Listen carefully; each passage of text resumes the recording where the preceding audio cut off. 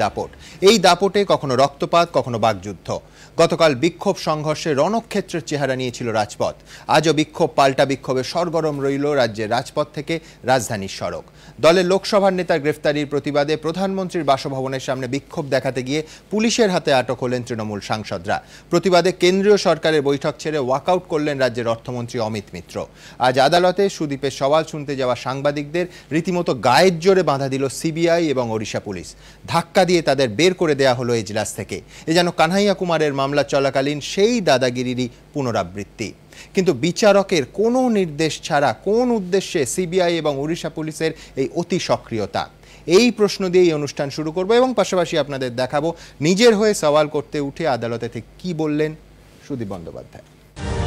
শুধু দিল্লি বা কলকাতা নয়, সুদীপ বন্দ্যোপাধ্যায়কে নিয়ে উত্তেজনার আঁচ ভুবনেশ্বরের আদালতেও। কোর্টে ঢোকার সময় তৃণমূল সাংসদের সঙ্গে কথা বলতে সাংবাদিকদের বাধা দিল সিবিআই ও ওড়িশা পুলিশ। হেনস্থা করা হলো এবিপি আনন্দ সহ একাধিক সংবাদ মাধ্যমের প্রতিনিধিদের। তারপর শুধু আইনজীবীদের উপস্থিতিতে শুনানি চলল এজলাসে। বাইরে সুদীপ বন্দ্যোপাধ্যায়কে সাংবাদিকদের সঙ্গে কথা বলতে না দিলেও এজলাসে নিজের হয়ে নিজেই সওয়াল করেন সুদীপ বন্দ্যোপাধ্যায়। বলেন, সিবিআইকে আমি সব প্রশ্নের উত্তর দিয়েছি, আমি আইনজীবী নই, আমি ভালো বক্তা। গৌতম কুণ্ডুর সঙ্গে রুদ্ধদ্বার বৈঠকের যে অভিযোগ আনা হচ্ছে তা আমার ভাবনার বাইরে।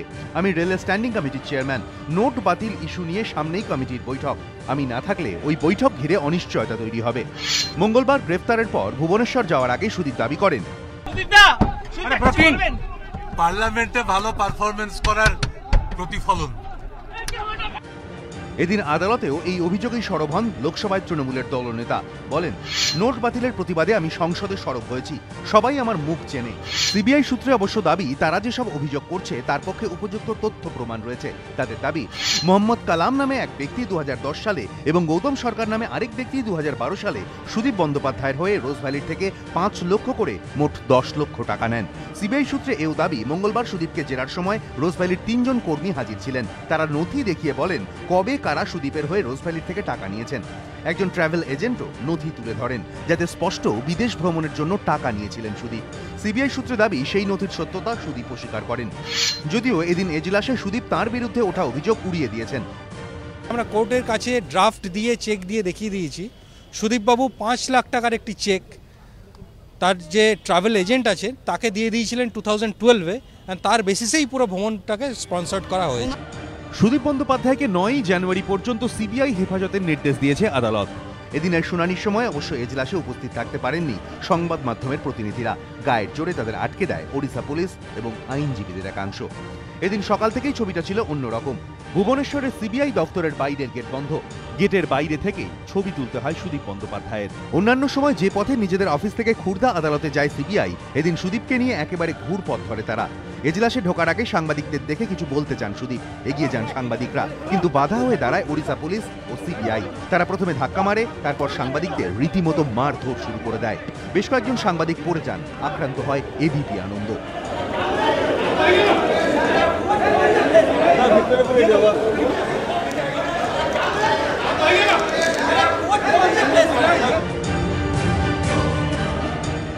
এরপর সাংবাদিকরা ক্যামেরা বাইরে রেখে এজলাসে ঢুকতে গেলেও ফের বাধা। এক্ষেত্রে ওড়িশা পুলিশের দোসর হয়ে ওঠেন আইনজীবীদের একাংশ। অন্যান্য মামলার ক্ষেত্রে যারা এজলাসে ছিলেন তাদেরও বের করে দেওয়া হয়। শুধুমাত্র আইনজীবীদের উপস্থিতিতে চলে শুনানি। কিন্তু কেন শুনানিতে সাংবাদিকদের ঢুকতে বাধা দেওয়া হলো? আদালতের তো এমন কোনো নির্দেশ ছিল না। তাহলে কেন এভাবে কার্যত রুদ্ধদ্বার শুনানি? অত্যন্ত অন্যায় এবং গ্রহিত কাজ হয়েছে, কারণ কোর্টের মধ্যে সাংবাদিকরা থাকবেন কি থাকবেন না এই বিষয়টা একান্তই আদালতের নিজস্ব এখতিয়ারভুক্ত। এখানে পুলিশ বা সিবিআই তাদের কোনো ভূমিকা নেই। No one has the right to take the law in their own hands. এটা তো উচিত হয়নি। এটা খুবই detrimental to the principles of natural justice and to the constitution. অনেকে বলছেন, আদালত চত্বরে আইনজীবীদের এমন দাদাগিরি তো কানহাইয়া কুমারের ক্ষেত্রে দেখা গিয়েছিল। তাহলে কি এদিন বিশেষ কোনো উদ্দেশ্যে এজলাসে ঢুকতে বাধা দেওয়া হলো সাংবাদিকদের? প্রকাশ সিনহা, এবিপি আনন্দ, ভুবনেশ্বর। চন্দ্রিমা ভট্টাচার্যকে দিয়ে শুরু করব। চন্দ্রিমা, দীর্ঘদিনের আইনজীবী হিসেবে আপনার অভিজ্ঞতা, আপনার কি মনে পড়ে যে এই রকম ইন ক্যামেরা সেশন নয়, সুদীপ বন্দ্যোপাধ্যায়ের মতো একজন জাতীয় রাজনীতির চরিত্র, তিনি এজলাসে বলবেন প্রেসকে আটকানো হচ্ছে, সাংবাদিকদের, সেটা এবিপি আনন্দ, সেটা 24 ঘন্টা, সেটা ইটিভি, সমস্ত সাংবাদিকদের শারীরিকভাবে নিগ্রহ করা হলো, উদ্দেশ্য প্রণোদিতভাবে আটকানো হলো। এর কি উদ্দেশ্য? রাজনৈতিক কোনো উদ্দেশ্য থাকতে পারে বলে আপনার মনে হয়? নিশ্চিতভাবে রাজনৈতিক উদ্দেশ্য, কারণ কোর্টের নির্দেশ বাদে কখনো ইন ক্যামেরা সেশন যদি না বলে কোর্ট, তাহলে কখনোই ইন ক্যামেরা হয় না। কারণ প্রতিটি জিনিসের, কোর্টের প্রত্যেকটি জিনিস হচ্ছে পাবলিক, এমনকি ডকুমেন্ট পাবলিক, এমনকি যে চলছে যে সেশনটা সেটাও পাবলিক। মানে কোনোভাবে সুদীপ বাবুর বয়ান বা তার আইনজীবীর বয়ান যাতে প্রেসের কাছে না আসে, এবং এটা উদ্দেশ্য প্রণোদিত ভাবে, নিশ্চিত ভাবে। এবং আমি আপনাকে জানিয়ে রাখি যে নেগোসিয়েশন করতে আসছেন পুলিশ বা পুলিশের ঘনিষ্ঠ কোনো আইনজীবী, এবং এসে বলছেন যে একজন যেতে পারবেন, দুজন যেতে পারবেন, এই অধিকারী কারণ নেই, এটা হতে পারে না, বিচারক ছাড়া, ম্যাজিস্ট্রেট ছাড়া। আপনি বলুন, লিটিগেন্ট যেমন একদিকে সিবিআইও কিন্তু লিটিগেন্ট, তো এই লিটিগেন্ট তো কোনো তার আলাদা করে তো তার কোনো বেনিফিট সে পেতে পারে না। তার তো ল এন্ড অর্ডার সামলানোর দায়িত্বই নয়। হাউ ক্যান হি কাম? আমি দুটো উদাহরণ রাখি। আমি খুব সম্প্রতি একটা উদাহরণ, তৎকালীন প্রধান বিচারপতি মঞ্জুলা চেল্লুর, তখন একটা দাবি ওঠে যে প্রেসকে বের করে দেওয়া হোক। কোর্ট আনকোর্ট তিনি বলেন প্রেস থাকবে কি না থাকবে সেটা আমার দেখার বিষয় নয়। আমি 80-র দশকে আরেকটা খুব বিখ্যাত মামলা, উত্তম কুমারের সম্পত্তি নিয়ে সুপ্রিয়া দেবী বনাম গৌতম চট্টোপাধ্যায়ের একটা মামলা হয়েছিল। দুপক্ষের আইনজীবীরা বলেন যে প্রেস যেন অ্যালাউড না হয়। তাতে জাস্টিস মনোরঞ্জন মল্লিক 80-র দশকে বলেছিলেন, কোর্ট আনকোর্ট আমি বলছি, আমি সাংবাদিকদের এজলাসে ঢোকাটা কোনোভাবে নিয়ন্ত্রণ করতে পারবো না। এটাই তো আমাদের বিচার ব্যবস্থা, ট্র্যাডিশন, আইনের নিয়মটাই এটা, ব্যবস্থা এটা। কোনো কারণে যদি কোর্ট মনে করে ইন ক্যামেরা হবে, তখনই ইন ক্যামেরা হয়। আর বেশিরভাগ আমরা দেখেছি এই ধরনের জিনিসগুলো কোর্টে সেই বিচারপতির চেম্বারে হয়, যেখানে অন্যেরা প্রবেশ করতে পারে না। সুতরাং সম্পূর্ণ রাজনৈতিক উদ্দেশ্য প্রণোদিত ভাবে, যেখানে উড়িষ্যা পুলিশ তারা একটা প্রশাসনিক জায়গায় থেকে এই রাজনৈতিক উদ্দেশ্যকে চরিতার্থ করবার জন্য সিবিআই এর সঙ্গে হাত মিলিয়েছে। এটা একটা অদ্ভুত ব্যাপার, যেটা আমরা লক্ষ্য করলাম। আমি দর্শকদের বলতে চাইবো যে সিবিআই সংক্রান্ত বহু এক্সক্লুসিভ খবর দিনের পর দিন এবিপি আনন্দ দেখিয়েছে এবং ভবিষ্যতেও দেখাবে, কিন্তু এই ঘটনার সংবাদ মাধ্যমের তরফ থেকে, সমস্ত সংবাদ মাধ্যমের তরফ থেকে তীব্র নিন্দা না করে আমরা থাকতে পারছি না। সরাসরি চলে যাব ভুবনেশ্বরে ওই সিবিআই কোর্টে আমাদের প্রতিনিধি প্রকাশ সিনহার কাছে। প্রকাশ, আরেকবার আমি জানতে চাইবো, যেহেতু 45 মিনিট আগে রায় ঘোষণা হয়েছে, বিচারপতি ঠিক কি বললেন সুদীপ বন্দ্যোপাধ্যায়ের, যেটা 12 দিনের তারা হেফাজত চেয়েছিল সিবিআই, তারপরে বিচারপতি 6 দিনের হেফাজত দিয়েছে 9 তারিখ পর্যন্ত, ঠিক কি বললেন তিনি, কি ছিল কোর্ট সিন? সুমনদা, 6 দিনের সিবিআই কাস্টাডি হয়েছে। আমি ইতিমধ্যেই তোমাকে প্রথমেই দেখে দেবো, আমি রয়েছি সিবিআই অফিসের ঠিক বাইরে। সুদীপ বন্দ্যোপাধ্যায়কে ঠিক 5 মিনিট আগে এই সিবিআই অফিসে নিয়ে আসা হয়েছে। সিবিআই অফিসের ভেতরে সুদীপ বন্দ্যোপাধ্যায়কে দোতলায় নিয়ে গিয়ে বসিয়ে রাখা হয়েছে, যেটা সিবিআই সূত্রের খবর। আজকে কিন্তু সুদীপ বন্দ্যোপাধ্যায়কে জেরা করা হবে না। আগামীকাল সকালে সুদীপ বন্দ্যোপাধ্যায়কে প্রথমে আলাদা জেরা করা হবে, তাপস পালকে আলাদাভাবে জেরা করা হবে, আর বিকেলের পর যেটা আমরা সিবিআই সূত্রে খবর পাচ্ছি, দুজনকে কিন্তু একসঙ্গে মুখোমুখি বসিয়ে জেরা করা হবে।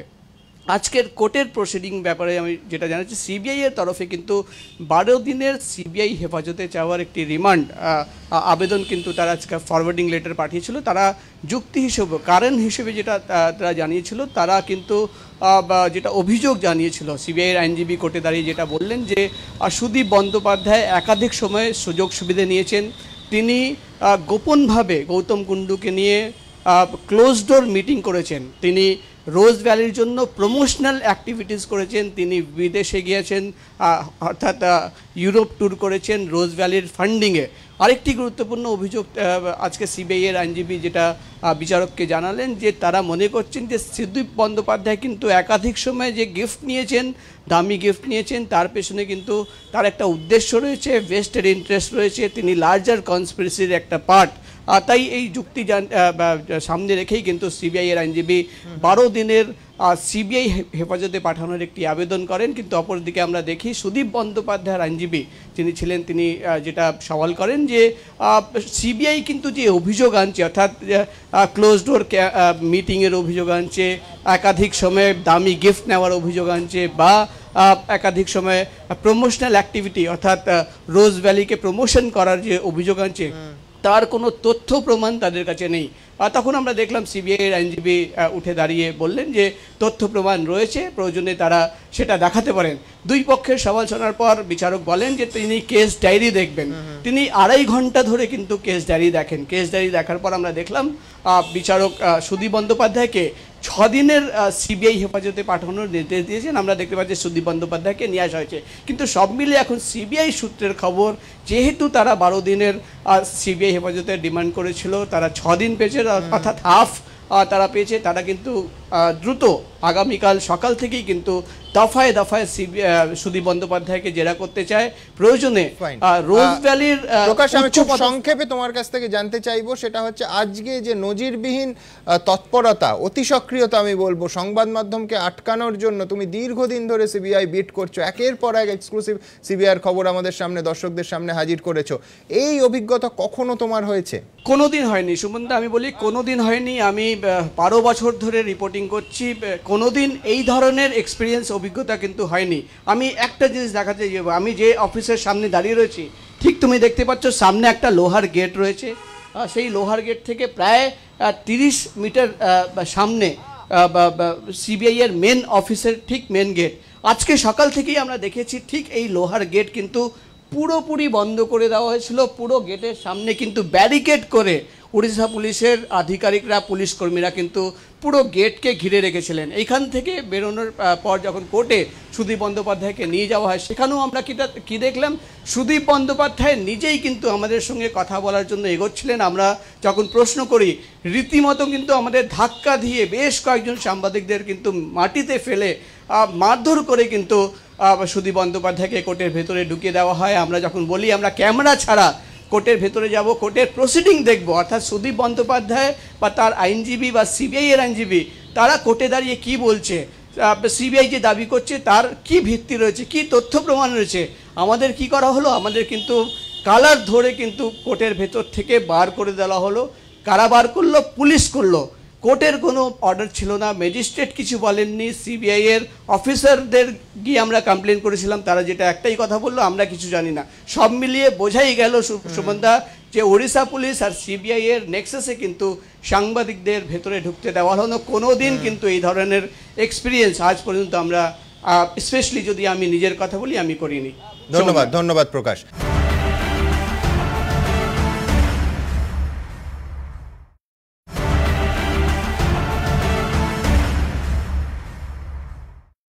আমি দ্রুত একবার দেখব যে সুদীপ বন্দ্যোপাধ্যায় গ্রেফতার নিয়ে একদিকে এই রাজ্য এবং অন্যদিকে রাজধানীও উত্তাল হলো, কখনো বিক্ষোভ, কখনো পাল্টা বিক্ষোভ। দেখুন, রোজভ্যালি কাণ্ডে সুদীপ বন্দ্যোপাধ্যায়ের গ্রেফতারের প্রতিবাদে কলকাতা থেকে দিল্লি বিক্ষোভের এই রাস্তাই বেছে নিল তৃণমূল। আক্রমণের শুরুটা মঙ্গলবার বেঁধে দিয়েছিলেন খোদ মমতা বন্দ্যোপাধ্যায়। এগুলো উনি করেছেন নরেন্দ্র মোদী নিজে ভিন্ডিকেটিভলি করছে, because he is a CBI minister, এটা ওনার ডিপার্টমেন্ট। নেত্রীর বার্তা পেয়েই বুধবার দিল্লিতে এক কাট্টা টিম তৃণমূল, একসঙ্গে 36 জন সাংসদ।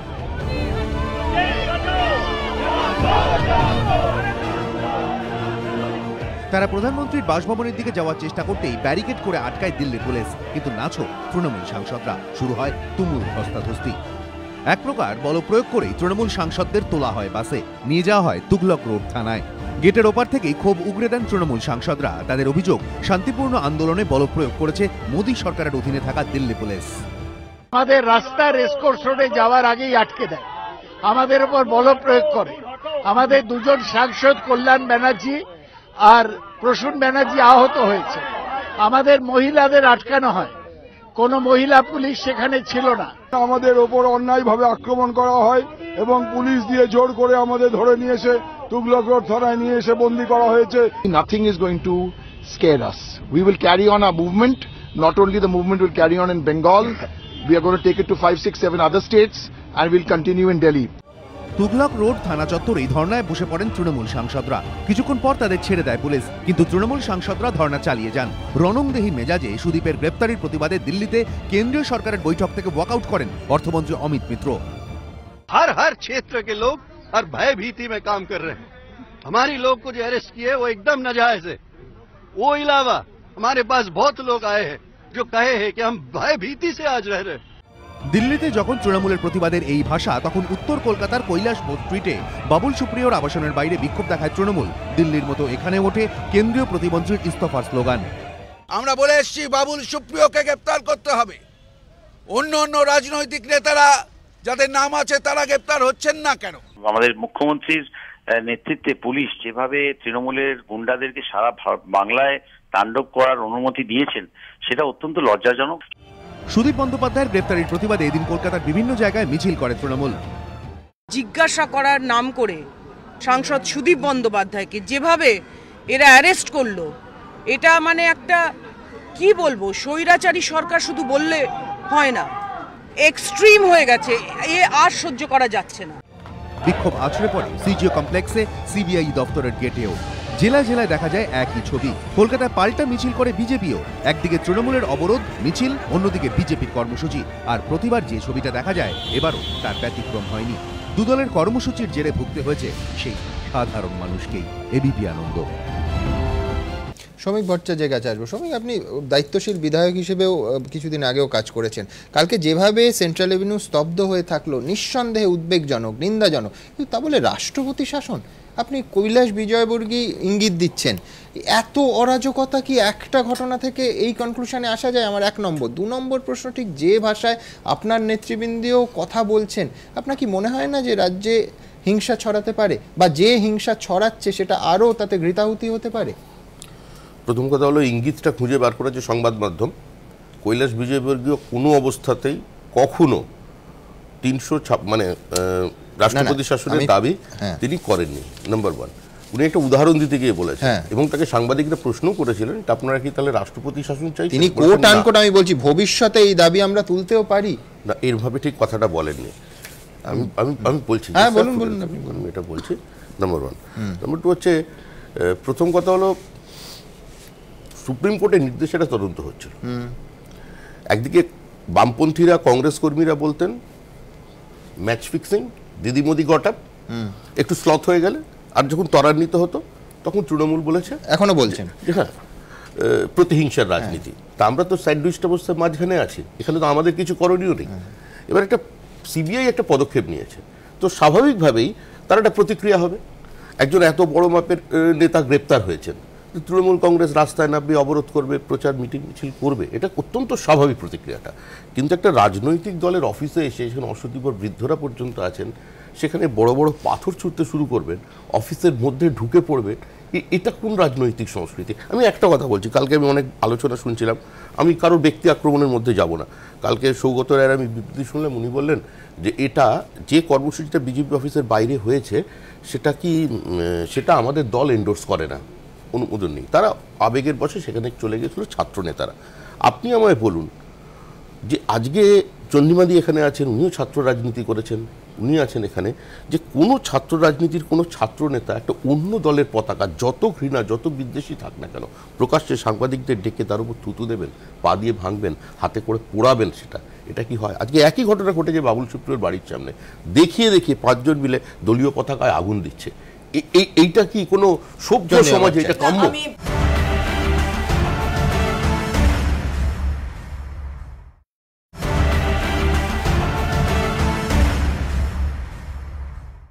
আমি বলি, প্রথমত কালকে আপনাদের এই চ্যানেলেই আমি বারবার দেখেছি বলেই বলছি, প্রথমে বড় বড় লাঠি নিয়ে এসে আমাদের কিছু ছেলে গেছে, সামনেটায় অফিসের সামনে নয়, তাও ওই গলির মোড়ে, সেখানে যেখানে ব্যারিকেড দেওয়া রয়েছে সেইখানে আমরা দেখলাম লাঠি নিয়ে, মোটা মোটা লাঠি, তাতে মেয়েরাও ছিল, আমাকে বলতে দিন, আপনি যদি আবার চালান তাহলে এটা মোটা মোটা লাঠি নিয়ে গেল, ইটও ছুড়লো, ইট ছোড়ার পরে ওখানটা ফাঁকা হয়ে গেল, আমাদের ছেলেরা চলে গেল। তো আপনাদের লোকেরা একটা পার্টি অফিস থেকে প্রভোগ করছে সাধারণ মানুষ এবং ছেলেপুলেদের ওইখানে ইট ছোড়ার জন্য, অথবা কোনো একটা বিশৃঙ্খলা তৈরি করবার জন্য প্রথমে তো করলেন আপনারা, যারা করে যে ছেলেটি হাতে লাঠি নিয়ে গেল, যে ছেলেটি হাতে লাঠি নিয়ে গেল, দেখাবো নীল শার্ট পরা, ওই ছেলেটির আপনি দেখুন যে যাচ্ছে, সেই কিন্তু পরে তাকে আপনি দেখুন, শূন্য নয়, এটা শূন্য নয়, এটা কোনো শূন্য নয়, এখানেই দেখানো হয়েছে, বারে বারে দেখানো, তাদের অ্যারেস্ট করুন, বারে বারে দেখানো হয়েছে, যাচ্ছে, ওই যে যাচ্ছে, আপনি আপনার দলের অফিসের মধ্যে ঢুকে মারবেন, আপনাকে কেউ দলের অফিসে ঢুকে মারেনি, এটা কি বলছেন? দলের অফিসে ঢুকে মারেনি। আজকে আমাদের পার্টি হোল টাইমার্সের একটা শিবির চলছে বারুইপুরে, কৈলাস বিজয়বর্গীয় সেখানে গিয়েছিলেন, গতকাল আমিও সেখানে ছিলাম। কৈলাস বিজয়বর্গীয় বেরিয়ে যাওয়ার পরে হঠাৎ সেখানে 8-10 জন ঢুকে পড়লো তৃণমূল কংগ্রেসের ঝান্ডা নিয়ে। তাদের বলে কোথায় কৈলাস বলে তারা কি করলো, পার্টির গাড়ি দাঁড়িয়েছিল সেটা ভাঙচুর করলো, পার্টিদের অফিসে ইট বৃষ্টি করলো। একজন নিরপরাধ ড্রাইভার আজকে সে চিকিৎসাধীন, তার মাথা ফাটিয়ে দিয়ে চলে গেল। চুচুড়ায় পার্টি অফিস আগুন লেগেছে, সর্বত্র আগুন। আপনি এটা বলছেন এটা যদি ঘটনা হয়, না না না, এটা অবশ্যই নিন্দাজনক, তা নয়, কিন্তু আমি বলছি কৈলাস বিজয়বর্গীর মতো সিনিয়র নেতা, এতদিন ইন্ডোরে রাজনীতি করেছেন, সেখান থেকে উঠে আসেন, তিনি যে ভাষায় কথাগুলো বলছেন, আমি বলছি এই একই কথা তৃণমূলের কেউ বললেও নিন্দাজনক, কিন্তু মুখ্যমন্ত্রী সম্পর্কে বলছেন যে উনি কি করে ভারতবর্ষে, গোটা দেশে আমার দল আছে, কিভাবে ভারতবর্ষে ঘুরে বেড়ায় আমরা দেখবো, ক্যামেরার সামনে বলছেন। মানে আমি বলছি উনি এই কথা বলেন, আমি বলছি যে এটা কি না না, সব পক্ষেরই, তোমাকে আমি প্রশ্ন করছি না, আমি যে সব পক্ষেরই উচিত নয় উত্তেজনাটা প্রশমিত করা। কালকে সেন্ট্রাল এভিনিউতে মানে বাচ্চা কোলে নিয়ে মা দৌড়চ্ছেন, সেই ছবিও ক্যামেরা এসছে, আমি দ্রুত একবার দেখবো আজ ঠিক কতটা উত্তেজনায় ইন্ধন যোগানো হয়েছে এবং কতটা উত্তেজিত হয়েছেন দুপক্ষের ক্যাডাররা। সারদায় মদন মিত্র থেকে রোজভ্যালিতে তাপস পাল, বেআইনি আর্থিক প্রতিষ্ঠান কাণ্ডে একের পর এক গ্রেফতারি নিয়ে এতদিন শুধু দুপক্ষের চাপানুতর চলছিল, যা সীমাবদ্ধ ছিল মিছিল প্রতিবাদ সভার মধ্যেই। কিন্তু সুদীপ বন্দ্যোপাধ্যায়ের গ্রেফতারির পর ছবিটা পুরোপুরি বদলে গেল, সংঘাত পৌঁছল চরমে। রাজ্য থেকে রাজধানী কলকাতার রাজপথে মিছিল, অবরোধ থেকে একেবারে দিল্লিতে নরেন্দ্র মোদীর বাসভবন অভিযান তৃণমূলের। মঙ্গলবার বিকেল থেকে সম্মুখ সমরে নামে তৃণমূল বিজেপির রাজ্য দপ্তরে তৃণমূলের বিক্ষোভ ঘিরে রণক্ষেত্র হয় রাজপথ।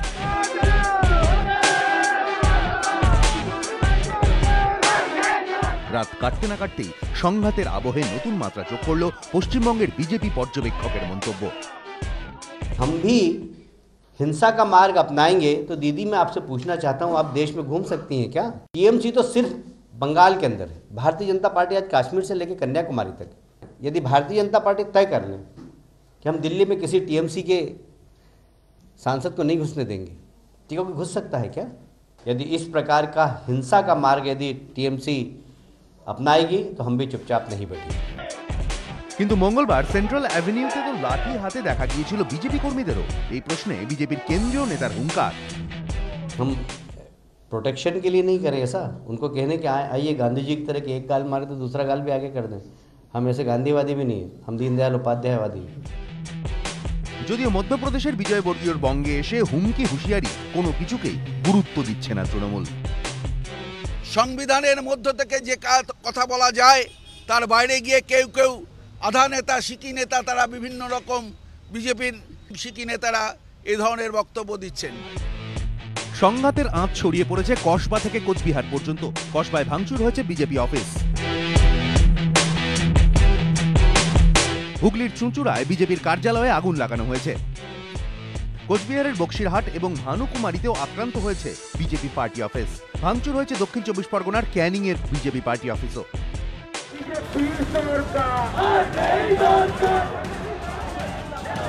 তৃণমূল বিজেপির দ্বন্দ্ব গড়িয়েছে রাজভবন পর্যন্ত।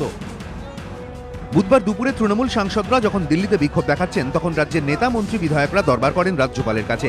সুদীপের গ্রেফতারি নিয়ে উগরে দেন ক্ষোভ। আমাদের প্রিয় নেতা সুদীপ বন্দ্যোপাধ্যায় সহ আরেক সাংসদকে এমন সময় গ্রেপ্তার করা হলো যাতে সাধারণ মানুষের প্রশ্ন উঠছে যে যেহেতু মমতা বন্দ্যোপাধ্যায় সাধারণ মানুষের পাশে থেকে নোট বাতিলের সিদ্ধান্তর বিরুদ্ধে প্রতিবাদ করছেন, তাই তাকে নানা রকম ষড়যন্ত্র করে তৃণমূল দলকে এবং নেত্রীকে ব্যতিব্যস্ত রাখো। কিছুক্ষণের মধ্যে রাজভবনে পাল্টা দরবার করে বিজেপিও। মঙ্গলবার তাদের দপ্তরের বাইরে তৃণমূলের বিক্ষোভ নিয়ে রাজ্যপালের কাছে অভিযোগ জানায় তারা। আজকে হামলা চলছে, আজকে 17 জায়গায় হামলা হয়েছে, অফিস এবং কিছু কার্যকর্তা, একজন স্টেট লিডার হসপিটালে আছেন, আরো দুজনের বাড়িতে কালকে অ্যাটাক হয়েছে। এই পরিস্থিতির মধ্যে পশ্চিমবঙ্গ আছে, এটা মাননীয় রাজ্যপালকে জানিয়ে এলাম, উনি যাতে কেন্দ্র সরকারকে সমস্ত রিপোর্ট দেন। আমরা আমাদের প্রোটেকশন এবং রাজনৈতিক আন্দোলন আমরা চালিয়ে যাব। এ রাজ্যে বিজেপির দায়িত্বপ্রাপ্ত নেতা কৈলাস বিজয়বর্গীয় তো এই ঘটনায় কার্যত রাষ্ট্রপতি শাসনের কথা বলে বসেন। देखिए अभी तो जल्दबाजी होगी, पर जिस दिशा में सरकार जा रही है हो सकता है आगे इस बात की हम मांग करें। সেই দিকেই পরিস্থিতি যাচ্ছে, তার আগেই যাতে রাজ্য সরকার এবং কেন্দ্র সরকার সচেতন হয়ে পরিস্থিতিকে সামলান, সেই আবেদন আমরা করেছি। পাল্টা কটাক্ষ ছুড়ে দিয়েছে তৃণমূল। ওনারা অনেক কিছুই করতে পারেন একটা সদস্য নিয়ে, 294টা সদস্যর মধ্যে একজন সদস্য নিয়ে রাষ্ট্রপতির শাসন কেন? আমেরিকা পর্যন্তও যেতে পারেন, যান। তৃণমূল বিজেপি যখন একে অপরের বিরুদ্ধে সরব, তখন বামেরা সরব দুপক্ষের বিরুদ্ধেই। যাতে এই রকমের প্রতিহিংসা না হয়, 2.5 বছর ধরে নিঃশর্তভাবে রাজ্যসভায় বিজেপিকে সমর্থন দিয়ে উনি সেটাকে ম্যানেজ করার চেষ্টা করেছেন। সিবিআই ইডির খবর মুখ্যমন্ত্রী সব পাচ্ছেন। সিবিআই ইডি কেন্দ্রীয় সরকারের সংস্থা। দিদিভাই মোদিভাইয়ের খেলাটা কি এখনো চলছে? গ্রেপ্তার হতে হবে আরও অনেক। এ সবে আপনি একটা tip of the iceberg. Sudip Bandyopadhyay রয়েছেন কলিঙ্গে, কিন্তু তাঁর গ্রেপ্তারি নিয়ে রাজনৈতিক লড়াইয়ের ঝাঁজ মালুম হচ্ছে বঙ্গে। এবিপি আনন্দ। বারবার তৃণমূলের তরফে যার নাম করে দাবি তোলা হচ্ছে যে কেন তাকে গ্রেফতার করা হচ্ছে না, কেন তিনি বাইরে আছেন, সেই সুজন চক্রবর্তী এই মুহূর্তে এই অনুষ্ঠানে যোগ দিয়েছেন। সুজনবাবু, মুখ্যমন্ত্রী নিজে আপনার নাম করে এবং সমস্ত নেতারা দাবি তুলছেন যে আপনি কেন বাইরে আছেন বা বাবুল সুপ্রিয় কেন বাইরে আছেন। দেখুন, মুখ্যমন্ত্রী খুব বড় নেত্রী, তিনি একটা রাজ্যের মুখ্যমন্ত্রী, তার তো বলার মতো অধিকার আছে। তিনি যা মনে করছেন বলতে পারছেন, বলছেন। তবে আমি বুঝতে পারছি যে ভারসাম্য হারিয়ে গেলে মানুষ আবোল তাবোল বকে। মুখ্যমন্ত্রীকে আমি সেটা শুধু মনে করিয়ে দিচ্ছি। আমার দুটো কথা। এক, যদি আমাকে তদন্তের কারণে প্রয়োজন হতো, সেই টাইম রাজ্য সরকার পেয়েছিল সিট গঠন করে, তাহলে আমাকে ডাকতো, তদন্ত করতো, যদি কিছু বোঝা যেত জেলে পাঠাতো, আমার তো কোনো আপত্তি ছিল না, আমি কোনোদিন আপত্তি করে নিত। দেখুন, আমার সহকর্মী হাজার হাজার পশ্চিমবাংলার জেলগুলোতে বিনা কারণে মিথ্যা মামলায় তারা আক্রান্ত হচ্ছেন, জেলের অভ্যন্তরে রয়েছেন। তা আমার হাজার হাজার কর্মী যদি জেলে থাকতে পারেন, আমি কেন থাকতে পারবো না?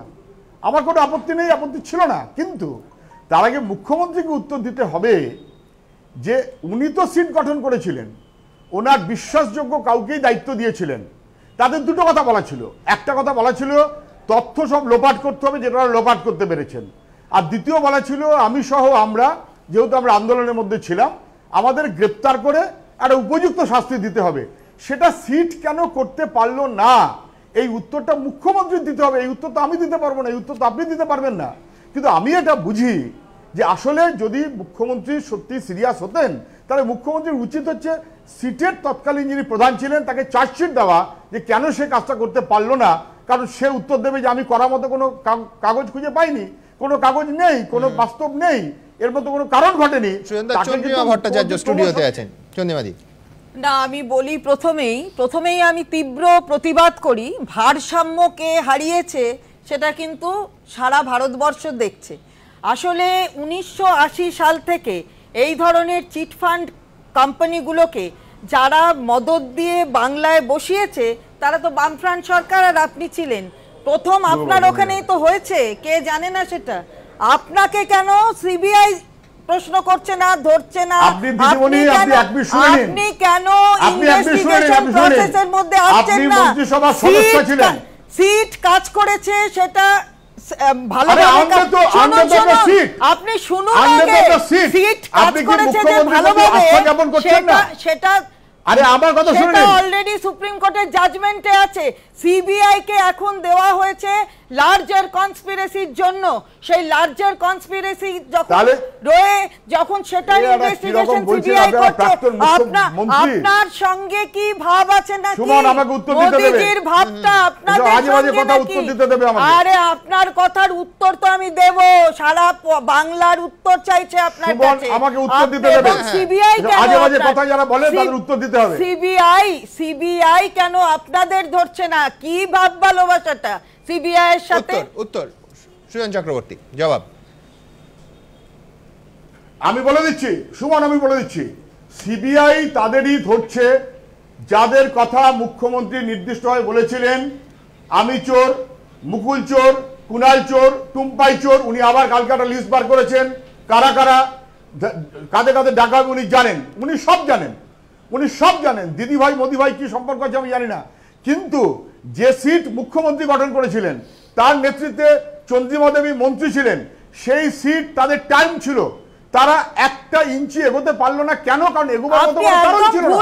তাহলে তো প্রথম চন্দ্রিমা ভট্টাচার্য অনাস্থা প্রকাশ করতে হবে মুখ্যমন্ত্রীর উপরে। ছিলেন না তো তখন, মুখ্যমন্ত্রীর বিরুদ্ধে অনাস্থা প্রকাশ করতে হয়, আপনি পুরোটাই ভুল বলছেন। সিটের বিরুদ্ধে অনাস্থা প্রকাশ করতে হয়, আর উত্তর দিতে হয় সেই সিটের প্রধানকে তাহলে পুলিশ কমিশনার করলেন কেন? বলে বকে যাবে, শুনতে হবে, এটা তো হতে পারে না। জাজমেন্টটা ভালো করে পড়ুন, জাজমেন্টটা ভালো করে পড়ুন, আপনার কাজে লাগবে। আপনি পারার লোক না, মুখ্যমন্ত্রী মুখ্যমন্ত্রী যদি তাদেরই ধরা হচ্ছে অ্যাকর্ডিং টু সুজন বাবু, তাহলে এখন মুখ্যমন্ত্রী আপনার কথা বলছে, তাহলে এখন সিবিআই আপনাকে ধরবে তো? বলুন, আপনি যাবেন তো? মুখ্যমন্ত্রী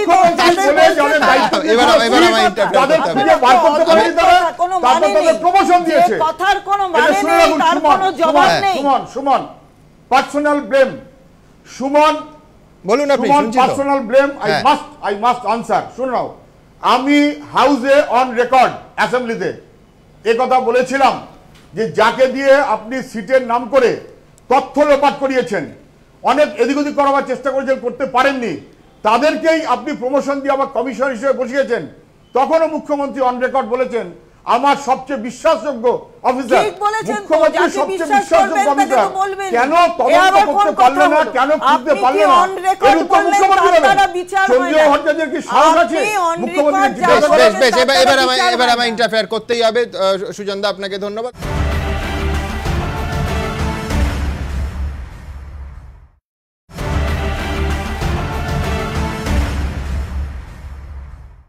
আমি দ্রুত একবার দেখব, বারবার আকারে ইঙ্গিতে যার কথা হচ্ছে কলকাতার পুলিশ কমিশনার রাজীব কুমার আজকে বিজেপির কৈলাস বিজয়বর্গ থেকে শুরু করে দিলীপ ঘোষ এবং সুজন চক্রবর্তীরাও যার নাম অভিযোগের আকারে আনলেন। দেখুন, তৃণমূলের নরেন্দ্র মোদীর বাসভবন অভিযান,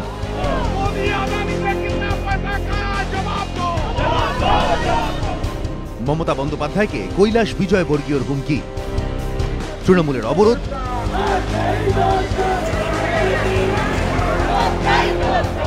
পাল্টা বিজেপির মিছিল। এসব ঘিরে যখন উত্তপ্ত রাজ্য রাজনীতি, তখনই কলকাতার পুলিশ কমিশনার রাজীব কুমারের ভূমিকা নিয়েও তরজায় জড়ালো তৃণমূল বিজেপি। आपके कार्यकर्ता आकर भारतीय जनता पार्टी के कार्यालय में तोड़फोड़ करते और यहाँ के पुलिस कमिश्नर उस हजारों की भीड़ पर हाथ नहीं उठाते। मुझे पता लगा यहाँ आने के बाद कि ये वही पुलिस कमिश्नर है जिन्होंने शारदा के दस्तावेजों को डिस्ट्रॉय किया। सीबीआई से मांग करेंगे कि इनकी भूमिका की भी जांच हो। এই ইস্যুতে বিজেপির সঙ্গে এক সুরে সিপিএমও। 3.5 বছর আগে সিট গঠন করলেন, পুলিশ কমিশনারকে প্রধান করে ম্যান্ডেট দেওয়া ছিল যে সমস্ত তথ্য লোপাট করতে হবে। মুখ্যমন্ত্রী পাবলিকলি নবান্ন থেকে মিডিয়াকে এই কথাটা বলার আগে সিটের যিনি প্রধান ছিলেন তাকে ডাকুন, তাকে ধরুন। কেন তারা কিছু করতে পারলেন না? কলকাতার পুলিশ কমিশনার নিয়ে বিরোধীদের অভিযোগের পাল্টা জবাব দিয়েছে তৃণমূল। আমরা পুলিশ কালকে যে অ্যাক্ট করেছে তা টিভিতে দেখেছি এবং আমরা জানি যে পুলিশের কাজ করেছে এবং প্রশাসনের কাজ করবে, সেখানে রং বিচার করা হয় না। কলকাতা পুলিশ সূত্র বক্তব্য, মঙ্গলবার বিজেপির পার্টি অফিসের বাইরের ঘটনার প্রেক্ষিতে তৃণমূল এবং বিজেপি দু দলের বিরুদ্ধে স্বতঃপ্রণোদিত হয়ে মামলা রুজু করা হয়েছে। তাহলে নিষ্ক্রিয়তার কিংবা পক্ষপাতিত্বের প্রশ্ন উঠছে কোথা থেকে? ABP Ananda. Moidul, to be fair, নিঃসন্দেহে কৈলাস বিজয়বর্গী থেকে দিলীপ ঘোষ, সুজন চক্রবর্তীরা রাজীব কুমারের কথা বলেছেন। এর আগেও কলকাতা পুলিশের নানা কাজ নিয়ে পক্ষপাত দুষ্ট সেই অভিযোগ তোলা হয়েছে। কিন্তু সুমোটো যে মামলাটা পুলিশ শুরু করেছে তাতে বিজেপির নাম, কেউ বলতেই পারেন যে বিজেপি তো বিরোধী, বিজেপির নাম থাকবে, কিন্তু একেবারে তৃণমূল কংগ্রেসের নামে সুমোটো মামলা হয়েছে, স্বতঃপ্রণোদিত মামলা পুলিশ চালু করেছে। আমি বলছি যে যদি আমি পক্ষপাতটা নিয়ম ধরে নিই, এটাকে কিন্তু ব্যতিক্রম মানতেই হবে। মানে আমি বলছি ভালো পার্টটাও কিন্তু একই রকমভাবে বলতে হবে যে পুলিশ সুমোটো কেস শুরু করলো এবং তাতে পাশাপাশি তৃণমূল এবং দলের নামে, তৃণমূল এবং বিজেপি দুটো দলেরই নাম রইল। দেখুন, হ্যাঁ অ্যাবসলিউটলি, কারণ দেখুন রাজনৈতিক রেটরিক একভাবে হয়, কিন্তু ফ্যাক্টসগুলো আমাদের সামনে রাখা উচিত। আপনি যদি 2013-14 সাল নাগাদও যদি দেখেন, ধরুন কুণাল ঘোষ তো গ্রেপ্তার হয়েছিল, সেটা তো সিবিআই করেনি, সেটাও তো হয়েছিল। এবং আপনি যদি তখন যদি দেখেন তৃণমূলের অনেক নেতা মন্ত্রী তাদেরকে ডাকা হয়েছিল। তো আমার মনে হয় না এই ক্ষেত্রে সুমোটো কেস যেহেতু হয়েছে আপনার তৃণমূলের ক্ষেত্রে, তো সেটা একটা সেই ফ্যাক্টসটাও আমাদের মাথায় রাখা উচিত।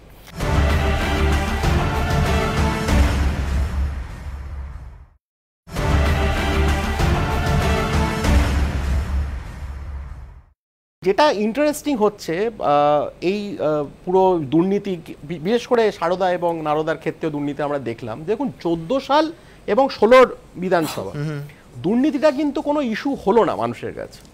তার কারণটা হলো যে ভারতবর্ষে কেবলমাত্র দুটো ক্ষেত্রে দুর্নীতিকে ইস্যু করতে পেরেছিল বিরোধীরা। একটা হচ্ছে আম আদমি পার্টি, যারা দিল্লিতে এসেছিল, যারা এস্টাবলিশমেন্টের বাইরে থেকে এসেছিল, তারও আগে 89 বফোর্স, এবং তারও আগে 89 যখন ওটা একটা প্রিলিবারালাইজেশন ফেজও ছিল, সেটাও আপনার বুঝতে হবে যে দেখুন তখন ভিপি সিং, রাজীব গান্ধীর বিরুদ্ধে কোনো প্রমাণ হয়নি, কিন্তু তিনি একটা দুর্নীতিটাকে দুর্নীতি ইস্যু করতে পেরেছেন।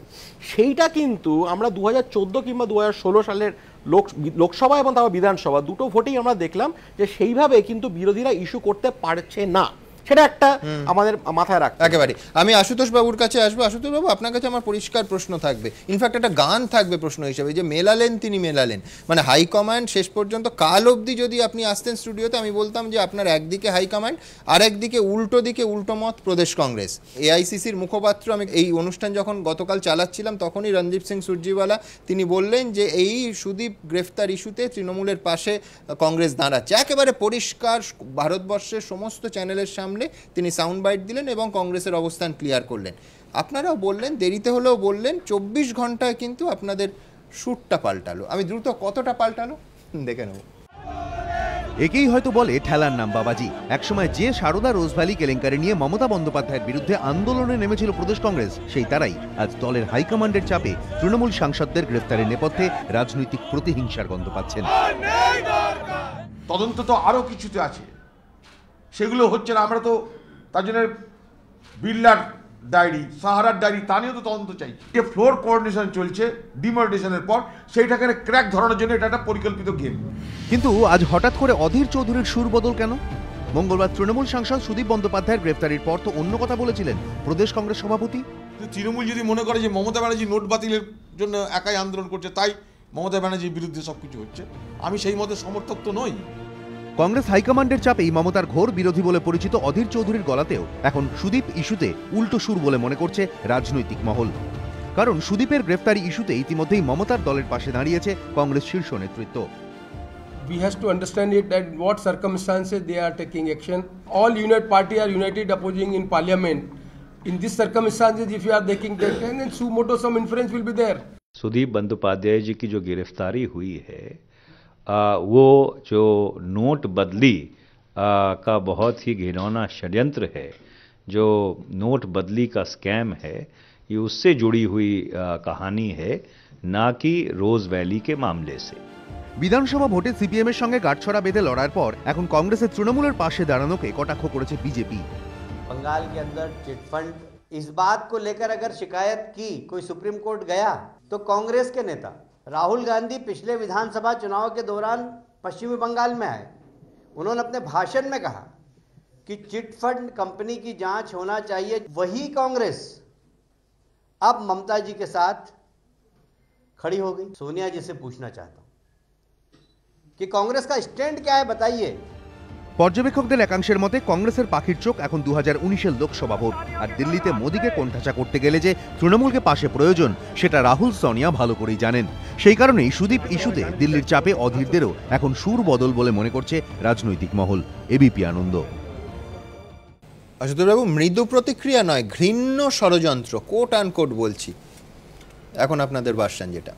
দেখুন, এখানে কোথায় মানে ডিস্টারবেন্স আছে স্টেটমেন্টে আমি তো বুঝতে পারছি না। তার কারণ কেউই কিন্তু বলেনি যে ভাই তদন্ত কিছু করো না, যে যার মতন ঘুমিয়ে পড়ো, একবারও কেউ বলেনি। না, আপনি তফাৎটা বুঝতে পারলেন না। আমি ক্লিয়ারলি বলছি, আমি রিপিট আরেকবার দেখার না একদম ক্লিয়ার একটা জিনিস হচ্ছে, অলওয়েজ এটা তো বাস্তব যে সামথিং ফিশি গোয়িং অন, এটা ক্লিয়ার। আচ্ছা, এবং পশ্চিমবঙ্গে সারদা বা রোজ ভ্যালিতে অনেক মানুষ প্রতারিত হয়েছে, কেউ বলেনি যে তদন্ত বন্ধ করো না, তদন্ত হবে। এবং আমরা তো ডিমান্ড করেছিলাম, আমরা রাস্তায় নেমেছি, এটা তো বাস্তব, এখানে তো মিথ্যা কথা বলার কিছু নেই। We have all fought for it, we are still fighting. না না, মিথ্যা সত্যির কথা। এবং যেটা হচ্ছে যে আমাদের বক্তব্য, এই যে 2 বছর ধরে আমরা দেখতে পাচ্ছি বিজেপি একটা শীত ঘুমে চলে গেছিল, এবং বিজেপির সাথে সিবিআই বা আদার যে এনফোর্সমেন্ট যে ডিরেক্টরেট বলুন, এগুলো সমস্ত একটা শীত ঘুমের ভেতরে চলে গেছিল। এবং হঠাৎ করে আজকে যখন ডিমনিটাইজেশনের উপরে, এটা বাস্তব, ডিমনিটাইজেশন হ্যাজ রিয়েলি এফেক্টেড, মানে যেভাবে ধ্বংস করছে মানুষকে, সেই জন্য আমরা পথে নামছি, রাস্তায় নামছি। এটা তো দেখেছি, সুদীপ বন্দ্যোপাধ্যায় তো অ্যারেস্ট হয়েছেন, কিন্তু এমনও ঘটনা আপনারা জানেন, আমরা জানি যে যখন দিল্লিতে রাহুল গান্ধীকে ডিটেন করে দেওয়া হচ্ছে, সেখানকার মুখ্যমন্ত্রীকে ডিটেন করে দেওয়া হচ্ছে, উপমুখ্যমন্ত্রীকে ডিটেন করে দেওয়া হচ্ছে, এবং পুলিশ প্রশাসনকে নিজের বাড়ির চাকর বাকরের মতন যেভাবে ব্যবহার করার চেষ্টা করছে বিজেপি। আপনি একটা চমৎকার ঘটনা আমায় মনে করে দিলেন। রাহুল গান্ধীকে যখন ডিটেন করা হয়, সবার আগে যিনি প্রতিক্রিয়া দেন কলকাতায় বসে, তার নাম মমতা বন্দ্যোপাধ্যায়। ন্যাশনাল হেরাল্ড কেসে সবার আগে ওয়েলে নামে যারা, তারা হচ্ছে তৃণমূল কংগ্রেস, তারা সাংসদরা প্রতিবাদ করে। চপার কেলেঙ্কারি, অন্য দল পাশে দাঁড়ানোর আগে সবার আগে পাশে দাঁড়ায় তৃণমূল কংগ্রেস। কোথাও কি কাছাকাছি আসছে? কাছাকাছি দেখুন, কে কোথায় কাছাকাছি যাবে, কাছাকাছি যাবে না, কিন্তু প্রধান যে এখন বিষয়বস্তুটা নিয়ে যেটা আমরা লড়াই করছি, এবং আজকে আমাদের মানে মোদ্দা কথা হাই কমান্ডের মতই এখন প্রদেশ কংগ্রেসের মত। মানে শুনুন, সিপি যোশী এসেছিলেন, অধীর বাবু তো আমাদের সভাপতি সম্মানীয়, এবং ক্লিয়ার একটা স্ট্যান্ড যে অন্যায়ের বিরুদ্ধে আমরা লড়বো, এখানে কোনো কম্প্রোমাইজের জায়গা নেই, এবং অন্যায় যারা করবে তাদেরকে শাস্তি পেতেই হবে, সে যেই হোক না কেন। এবং হ্যাঁ, এটা বাস্তব যে বিজেপি যেভাবে আজকে দেখুন অগাস্টা ম্যাটার নিয়ে একটা ডিস্টারবেন্স তৈরি করছে, আমি দ্রুত একবার পার্থ চট্টোপাধ্যায়ের কাছে চলে যাব, এই অনুষ্ঠানে যোগ দিয়েছেন। পার্থবাবু, আপনার কাছে যেটা জানতে চাইবো সেটা হচ্ছে, আগামী রবিবার অর্থাৎ 8 তারিখ আপনারা ভুবনেশ্বর, আপনি এবং সুব্রত বক্সী যাচ্ছেন সুদীপ বন্দ্যোপাধ্যায়ের সঙ্গে দেখা করতে। দেখা করে কি তাকে বলবেন? এখনো পর্যন্ত আজকের খবর হচ্ছে যে সিবিআই 12 দিনের হেফাজত চেয়েছিল, 6 দিনের হেফাজত সুদীপ বন্দ্যোপাধ্যায়কে সিবিআই হেফাজত দিয়েছেন মাননীয় বিচারক। না, আমরা তো খুব পরিষ্কারভাবেই বলেছি যে কায়দায় লোকসভায় দ্বিতীয় সর্ববৃহত্তম দলের নেতাকে গ্রেপ্তার করা হয়েছে, এবং বলা হয়েছিল যে আপনি আসুন, এমন নয় যে তাকে গ্রেপ্তারি পরোয়ানা দেওয়া হয়েছিল, তাকে ডেকে নিয়ে গিয়ে বসিয়ে তাকে গ্রেপ্তার করা হয়েছে। এবং সবচেয়ে বড় কথা, যে ধরনের প্রশ্ন মালা আপনাদের সহ বিভিন্ন সংবাদ মাধ্যমে এসছে, আমি নিজে দায়িত্ব নিয়ে বলতে পারি যে যতটুকু জানতে পেরেছি তার কোনোটাই কিন্তু সিবিআই প্রশ্ন করেনি সুদীপ বাবুকে। আচ্ছা, আমরা যাচ্ছি, আমরা গতকালও আপনারা দেখেছেন যে সিজিও কমপ্লেক্সে 15 জন এমপি এবং প্রায় 9 জন মন্ত্রীকে নিয়ে আমরা তার সাথে দেখা করেছিলাম। তিনি আমাদের দলের নেতা, সমস্ত দল পাশে থাকবে, এবং মমতা বন্দ্যোপাধ্যায় স্বয়ং সমস্ত বিষয়টি দেখছেন। আমরা একটা কথাই শুধু এই বার্তা দিতে চাই যে সুদীপ বন্দ্যোপাধ্যায়কে গ্রেপ্তার করে বা তাপসকে গ্রেপ্তার করে যে বার্তা বিজেপি দিতে চাচ্ছে, যে ভয়ে সন্ত্রস্ত করে, যে নোট কাণ্ডে মমতা বন্দ্যোপাধ্যায়ের যে ভূমিকা, সাধারণ মানুষকে সঙ্গে নিয়ে চলা এবং তাদের বিপদে পাশে থাকা, যেমন চিরকালই তিনি ছিলেন, আছেন এবং আগামী দিনেও থাকবেন, এই ধরনের ভয় ভীতি দেখিয়ে যুক্তরাষ্ট্রীয় কাঠামোকে তছনছ করে দিয়ে যে কাজ কেন্দ্রীয় সরকার বা মোদিবাবুরা করছেন, তা মোটেই গণতন্ত্রের পক্ষে শুভ সংকেত নয়। পার্থবাবু, আমার দ্বিতীয় প্রশ্ন থাকবে, খানিকক্ষণ আগেই আলোচনা হচ্ছিল গতকাল সেন্ট্রাল এভিনিউয়ের ঘটনা নিয়ে। শ্রমিক ভট্টাচার্য যেখানে আছেন, আজকে আপনি যে ইস্যুটা চলছেন সেটা হচ্ছে কেন্দ্রীয় বাহিনী গতকাল পৌঁছে গেছিল, সেটা নিয়ে সাংবিধানিক প্রশ্ন আপনি তুলেছেন, একটু যদি বিষয়টা বলেন। আচ্ছা, যথার্থভাবেই তুলেছি।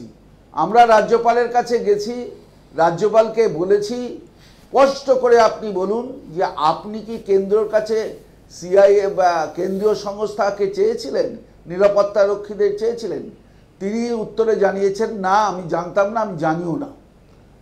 তাহলে এখানে কে সাংবিধানিক শক্তি হিসেবে দিলীপবাবু এবং রাহুলবাবু দুজনেই দাবি করেছিলেন, যা করছেন যে আপনারা কেন্দ্রীয় বাহিনীকে পাঠানো হোক, এটা কি যুক্তরাষ্ট্রীয় কাঠামো বা ফেডারেল স্ট্রাকচারের নিয়ম? সুতরাং আমরা জানতে চাই যে সিআইএসএফ যেটা এসছে, কেউ 18 জন বলছে, কেউ 50 জন বলছে, তারা কি করে এখানে এলো? তাদেরকে অনুমোদন দিল রাজ্য সরকারকে না জানিয়ে। আমরা তো অদ্ভুত হয়ে যাচ্ছি। এ ধরনের রাজনীতি ভারতবর্ষের ইতিহাসে কোনোদিন হয়নি, যে এখন হচ্ছে। যদি এটা রাহুল বাবুর ব্যক্তিগত নিরাপত্তা লোক হয়, তারা রাস্তায় দাঁড়িয়ে 18 জন হবে কি করে? তাই রাহুল বাবুকে দেখার জন্য 18 জন?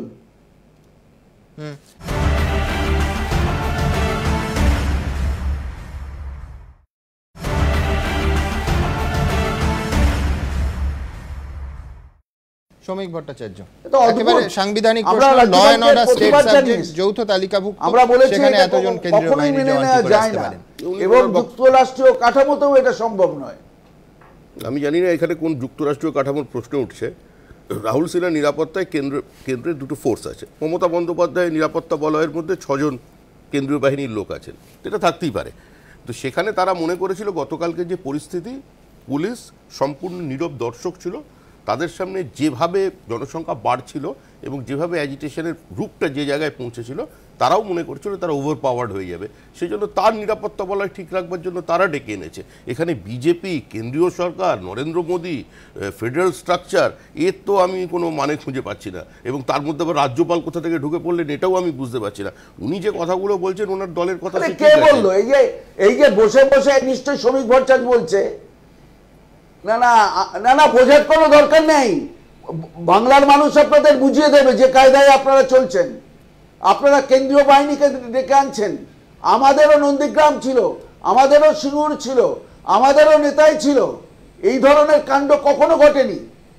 যে দৃষ্টান্ত আপনারা স্থাপন করলেন, আপনাদের 10 জন সহকর্মী নেই, তার 6 জন, 50 জন, 18 জন করে কেন্দ্রীয় বাহিনীর নিরাপত্তা রক্ষী থাকবে, হাস্যকর। আপনিও তো নেতা। আমার 3 জন লোকও নেই সঙ্গে। প্রশ্ন এটা নয়, প্রশ্ন হলো রাজনৈতিক অবস্থানে। আর আপনি একটা অত্যন্ত বাজে দৃষ্টান্ত স্থাপন করলেন যে পুলিশ অ্যাকশন নেয়নি। আমি বলবো যে সুমন বাবুকে এখন 4:30 সময় ঘটনা শুরু হয়েছে, সেটা সন্ধ্যাবেলায় ধারাবাহিকভাবে টিভি দেখিয়ে গেছে। আমি দ্রুত একবার দেখব এই কেন্দ্রীয় বাহিনী আসা নিয়ে যে বিতর্ক, গোটা দিন যে বিতর্কে রাঁচ পোহাতে হলো আমাদের, একবার দেখাবো আপনাদের সামনে পুরো বিতর্কটা। ফের কেন্দ্রীয় বাহিনী নিয়ে চাপানুতোর, তবে এবার ভোটে নয়, বিজেপি দপ্তরের সামনে খণ্ডযুদ্ধ ঘিরে। মঙ্গলবার সুদীপ বন্দ্যোপাধ্যায়ের গ্রেফতারির পরই বিজেপি দপ্তরের সামনে বিক্ষোভ দেখাতে শুরু করে তৃণমূল। দফায় দফায় দুপক্ষের সংঘর্ষে অগ্নিগর্ভ হয়ে ওঠে এলাকা। এরপরই বিজেপি পার্টি অফিসে কেন্দ্রীয় বাহিনী মোতায়েন নিয়ে শুরু হয় জল্পনা। আইন শৃঙ্খলা তো রাজ্যের বিষয়, তাহলে হঠাৎ করে কেন্দ্রীয় বাহিনী কেন? এ নিয়ে বুধবার রাজভবনে গিয়ে ক্ষোভ উগরে দেয় তৃণমূল। আমরা রাজ্যপালকে বলেছি, যুক্তরাষ্ট্রীয় কাঠামো ভাঙা, মমতা বন্দ্যোপাধ্যায়ের সঙ্গে, তার সরকারের সঙ্গে কোনো আলোচনা না করে কোনো রকম কেন্দ্রীয় বাহিনী পাঠানো আমরা বরদাস্ত করব না। রাজভবন থেকে বেরিয়ে কেন্দ্রীয় বাহিনী নিয়ে ব্যাখ্যা দেওয়ার চেষ্টা করেন বিজেপি সভাপতি। আমি সরকারের কোনো পদাধিকারীকে, এমনকি রাজ্যপালকেও ফোন করিনি। আমি আমার কেন্দ্রীয় নেতৃত্বকে ফোন করে পরিস্থিতি বলেছি। এরপর ওনারা যেটা মনে করেছেন, হোম মিনিস্ট্রেশনের কথা বলেছেন। মাননীয় রাজ্যপালকে আমাদের কেন্দ্রীয় নেতা মাননীয় রাহুল সিনহা নিজে ফোন করেছেন যে আমার সঙ্গে যে সিকিউরিটি ফোর্স আছে এটাও যথেষ্ট মনে হচ্ছে না, তার জন্য সিকিউরিটি ফোর্স পাঠানো হয়েছে কয়েকজন জওয়ানকে। ওখানে হয়তো রাহুল সিনহার সুরক্ষার জন্য, এবং কেবলমাত্র ওনারা পার্টি অফিসের গেটে দাঁড়িয়েছিলেন। কেন্দ্র সরকারকে আমি বলতেই পারি যে এখানে আমরা নিজেকে সুরক্ষিত মনে করছি না, আপনারা আমাদের কথাটা ভাবুন, তাতে দোষ কি আছে? কিন্তু কেন্দ্রীয় বাহিনী নিয়ে বুধবার বিজেপি সভাপতির গলায় এই ব্যাখ্যা শোনা গেলেও মঙ্গলবার রাতে ছিল সম্পূর্ণ উল্টো সুর। তখন রাহুল সিংহ এক দাবি করেছিলেন, দিলীপ ঘোষ আরেক। আমি কেন্দ্রীয় বাহিনী পাই, অতএব এখানে অস্বাভাবিক পরিস্থিতিতে যেমন পুলিশ অধিক পরিমাণে আসে তেমনি কেন্দ্রীয় বাহিনীও এসছে। এটা কি রাহুল সিনহার সিকিউরিটি না পার্টি অফিসের? না, পার্টি অফিসের জন্য। রাহুল সিনহার তো আছেই, পার্সোনাল সিকিউরিটি সবসময় থাকে, এছাড়াও এক্সট্রা ফোর্স ওরা দিয়েছে যাতে পার্টি অফিসে ভাঙাভাঙি না হয়। কেন্দ্রীয় বাহিনী মোতায়েন নিয়ে বিজেপির ভেতর থেকেই দু রকমের বক্তব্য উঠে আসায় জল্পনা জোরালো হয়। শেষ পর্যন্ত তার সাফাই দেওয়ার চেষ্টা করেন দিলীপ ঘোষ। নবান্ন সূত্রে খবর, এই পরিস্থিতিতে বিষয়টি নিয়ে কেন্দ্রীয় স্বরাষ্ট্র সচিবকে চিঠি দিতে চলেছে রাজ্য সরকার। নবান্নের বক্তব্য, আইন শৃঙ্খলা রাজ্যের এখতিয়ারভুক্ত, রাজ্যের সেই অধিকারে হস্তক্ষেপ করা হচ্ছে। রাহুল সিনহা ওয়াই ক্যাটাগরির নিরাপত্তা পান, সেক্ষেত্রে 3 জন সিআরপিএফ জওয়ান থাকার কথা, কিন্তু মঙ্গলবার বিজেপির রাজ্য দপ্তরের সামনে 18 জন সিআরপিএফ জওয়ানকে দেখা গিয়েছে, প্রত্যেকেই সশস্ত্র ছিলেন। এটা কি করে হয়? যুক্তরাষ্ট্রীয় কাঠামোয় হস্তক্ষেপের অভিযোগে ইতিমধ্যেই মোদী সরকারের বিরুদ্ধে সরব মমতা বন্দ্যোপাধ্যায়। এবার বিজেপি অফিসের নিরাপত্তায় কেন্দ্রীয় বাহিনী মোতায়েন নিয়ে তা আরও জোরালো হলো। বিতনু চট্টোপাধ্যায়, এবিপি আনন্দ, কলকাতা। পার্থপ্রতিম বাবুর কাছে যাও। পার্থপ্রতিম বাবু, কোথাও কি বামপন্থীদের মধ্যেও এই গ্রেফতারের বা এই যে সিবিআই তৎপরতায় টাইমিংটা নিয়ে সংশয় আছে? আমি এই জন্যই কথা বলছি, সেটা যে ডি রাজার মতো সিনিয়র সিপিআই নেতা, তিনিও কিন্তু অ্যাকনলেজ করছেন যে এই টাইমিংটা কোথাও এই নোটবন্দি আন্দোলন এবং তারপরে এই গ্রেফতারের সময় এইটাকে রিলেট করছেন। না, এই টাইমিংয়ের সুযোগ যারা নিতে চান নিতে পারেন তাদের কথা বলার মধ্যে দিয়ে, এবং সেই সুযোগ থাকেও অনেক সময়। কিন্তু ইম্পর্টেন্ট পার্ট হচ্ছে যে ধরুন 2.5 বছর আগের একটা ঘটনা, সেখানে supreme court monitored CBI investigation হচ্ছে। এই 2.5 বছর যদি সিবিআই চুপ করে থাকে আর 2.5 বছর বাদে যদি সিবিআই জেগে ওঠে, জেগে ওঠাটা যদি প্রতিহিংসা হয়, তাহলে চুপ করে থাকাটাও বোঝাপড়া। তাহলে এই যে এই বোঝাপড়াটা যদি বলেন এতদিন ধরে চলছিল, আমি এটা স্বীকার করতে রাজি, এই বোঝাপড়াটা কোনো কারণের জন্য ব্যাহত হয়েছে এই মুহূর্তে। এটা গেল এক। 2 হচ্ছে যে আসলে এখন একটা ডায়েরি নিয়ে একটা রহস্য চলছে চারিদিকে। দেখবেন যে সাহারার লাল ডায়েরিটা নিয়ে যারা হচ্ছে সবচেয়ে চিৎকার করছেন ধরুন কোনো কারণের জন্য, যে আমরা এই ডায়েরিতে কারা আছে, কাদের নাম আছে আমরা চাই, তারা কিন্তু রোজ ভ্যালির কালো ডায়েরিটা নিয়ে আবার কেউ চিৎকার করতে চাইছেন না। ফলে কলকাতার ডায়েরি এবং দিল্লির ডায়েরি, এই দুটোতে আমি চাই, সাহারার ডায়েরি নিয়ে সবথেকে চিৎকার করছেন আশুতোষ বাবুদের নেতা রাহুল গান্ধী। সাহারার ডায়েরি আমিও চাই সাহারার ডায়েরি নিয়ে যতটা ভোকাল হবেন সবাই, তারা হচ্ছে যে এ রাজ্যে রোজ ভ্যালির ডায়েরি নিয়েও ভোকাল হতে হবে। আর এই ভোকাল দুটো ডায়েরি নিয়ে যারা হচ্ছেন তারা কিন্তু মানুষের সমস্যার দিকেই চোখ রাখতে চাইছেন। আদারওয়াইজ নোট বাতিল কাণ্ড, এটা তো আমরা অল এগ্রি করছি যে, আমি অন্তত মনে করি যে ভারতবর্ষের ইকোনমিতে খুব খারাপ কাজ হচ্ছে। তাহলে নোট বাতিলটা রিলেটেড হচ্ছে কার সাথে? কালো টাকা দুর্নীতি। তাহলে এই কালো টাকা দুর্নীতি চিটফান্ডের সাথে তো সমর্থক হচ্ছে। তাহলে সেখানে দাঁড়িয়ে কেন এই মুভমেন্ট যৌথভাবে করা যাচ্ছে না? সেখানে কেন এই বিভাজনটা তৈরি হচ্ছে? ফলে এই ডায়েরিটাকে বলবো আলাদা করা যাবে না, দুটো ডায়েরি একসাথেই মুভ করতে হবে। লাল ডায়েরি, কালো ডায়েরি, রোজ ভ্যালির ডায়েরি, সারদার ডায়েরি। তা না হলে পরে আমি বলবো যে বিপদটা হচ্ছে সাধারণ মানুষ। যে এই যে টাইম টু টাইম বিভিন্ন রকম বোঝাপড়া হচ্ছে, কেন্দ্রের শাসক রাজ্যের শাসক, তার ভিকটিম হচ্ছে মানুষ। আমি বলবো আপনার অবশ্য কোনো বিপদ নেই, তার আপনি ডায়েরির উপর ভরসা করেননি, একটা সাদা কাগজে লিখেছেন।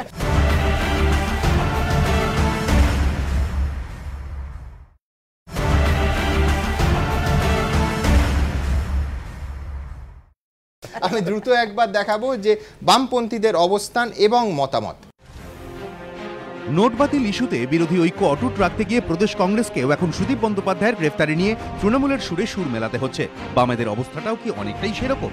প্রশ্নটা উঠছে কারণ সুদীপের গ্রেফতারি নিয়ে বামশরিক সিপিআই এর শীর্ষ নেতার এই মন্তব্য। The timing of CBI arresting TMC leaders has raised some questions. CBI could have done it earlier. Why CBI is doing now aggressively? কিন্তু সিপিএম আবার গ্রেফতারের নেপথ্যে কোনো রাজনৈতিক প্রতিহিংসা দেখছে না। 2.5 বছর ঠেকিয়ে রেখেছেন। 2.5 বছর আগে যেটা হতে পারতো সেটা এখন হচ্ছে। দিদি ভাই মোদি ভাইয়ের খেলাটা কি এখনো চলছে? গ্রেফতার হতে হবে আরো অনেক, সবে আপনি একটা টিপ অফ দি আইসবার্গ। কিন্তু সিপিআই এর বর্ষিয়ান নেতার মন্তব্যের সঙ্গে তো তৃণমূলের মন্তব্য মিলে যাচ্ছে। এমন সময় গ্রেফতার করা হলো যাতে সাধারণ মানুষের প্রশ্ন উঠছে, নানা রকম ষড়যন্ত্র করে তৃণমূল দলকে এবং নেত্রীকে ব্যতিব্যস্ত রাখো। তাহলে কি নোট বাতিল পরবর্তী প্রেক্ষাপটে সুদীপ বন্দ্যোপাধ্যায়ের গ্রেফতারি ঘিরে বামেদের মধ্যেও মতপার্থক্য রয়েছে? ডি রাজাদের জাতীয় রাজনৈতিক বাধ্যবাধকতা এবং সুজন চক্রবর্তীদের রাজ্য রাজনীতির বাধ্যবাধকতাই কি এই মতপার্থক্যের মূল কারণ? এবিপি আনন্দ।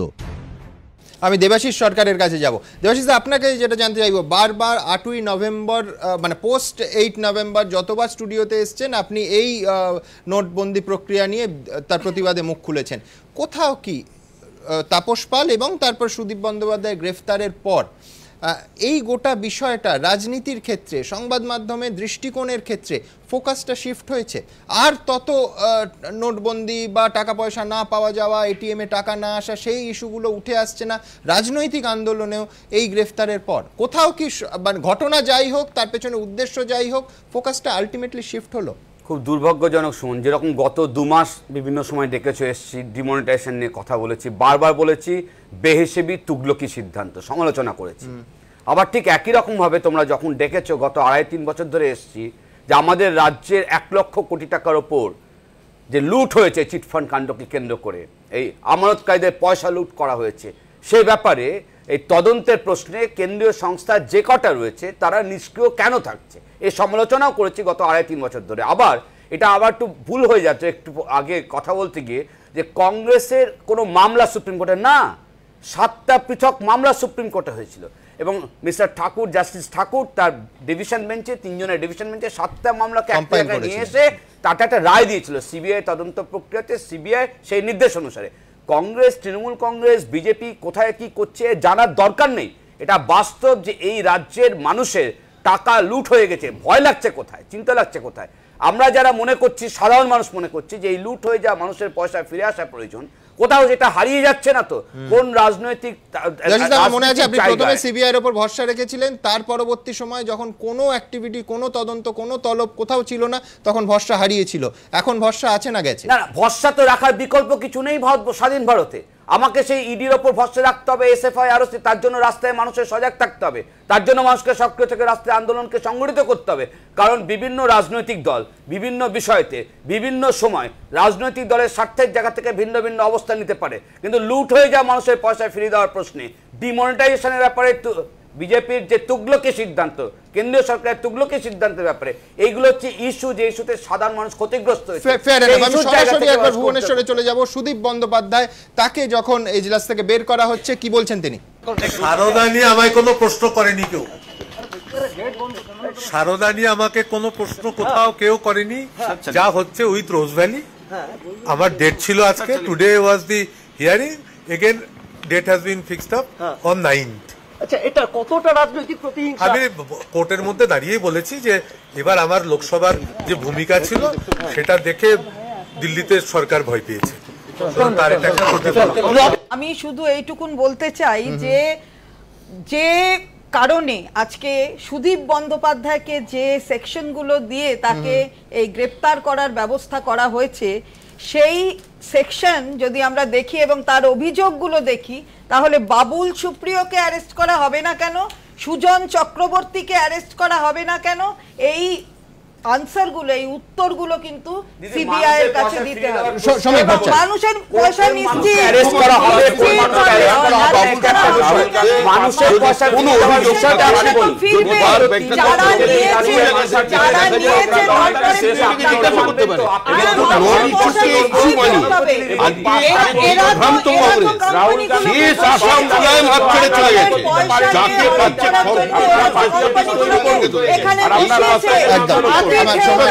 আমি দেখাবো যে কিভাবে রোজ ভ্যালির পরে সারদা কাণ্ডেও সুদীপ বন্দ্যোপাধ্যায়কে যুক্ত করার চেষ্টা করছে সিবিআই। একা রোজ ভ্যালিতে রক্ষে নেই, সুদীপ বন্দ্যোপাধ্যায়ের অস্বস্তি বাড়াতে এবার কি দোসর সারদাও? সিবিআই সূত্রের দাবি, ধৃত তৃণমূল সাংসদ সুদীপ বন্দ্যোপাধ্যায়ের সঙ্গে যে শুধু রোজ ভ্যালির যোগ ছিল তেমন নয়, আরেক বেআইনি আর্থিক প্রতিষ্ঠান সারদার সঙ্গেও তার যোগের তথ্য মিলেছে। সিবিআই এর আধিকারিকরা এই বিষয় নিয়েও সুদীপ বন্দ্যোপাধ্যায়কে জিজ্ঞাসাবাদ করতে চান। সারদার সঙ্গে সুদীপ বন্দ্যোপাধ্যায়ের যোগাযোগের বিষয়ে কি তথ্য পেয়েছে সিবিআই? কেন্দ্রীয় গোয়েন্দা সংস্থা সূত্রে দাবি, সুদীপ বন্দ্যোপাধ্যায়কে একাধিকবার সারদার মিডল্যান্ড পার্কের অফিসে দেখা গিয়েছে। সেখানে সুদীপ্ত সেনের সঙ্গে বৈঠক করেছেন তিনি। আর বয়ানে এই তথ্য দিয়েছেন সারদার সেকেন্ড ইন কমান্ড হিসেবে পরিচিত দেবযানী মুখোপাধ্যায়। সিবিআই এর প্রশ্ন, তৃণমূলের একজন হেভিওয়েট সাংসদ একটি বেআইনি আর্থিক প্রতিষ্ঠানের কর্ণধারের সঙ্গে দেখা করবেন কেন? তাও আবার সেই সাংসদ যার বিরুদ্ধে রোজভ্যালি থেকে সুযোগ সুবিধা নেওয়ার অভিযোগ উঠেছে।